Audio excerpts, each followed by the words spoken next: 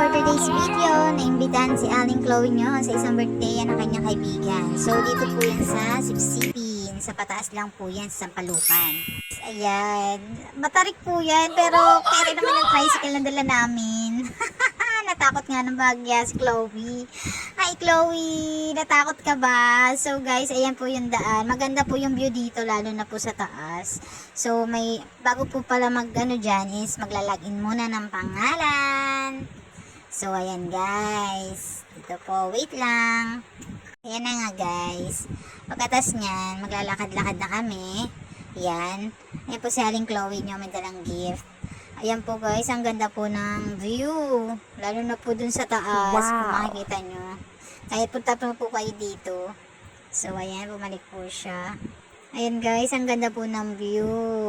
May kabayo pa nga dyan guys eh. Tumakbo si Chloe, tsaka yung daddy niya kasi natakot si Chloe.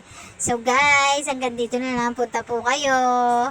Bye bye!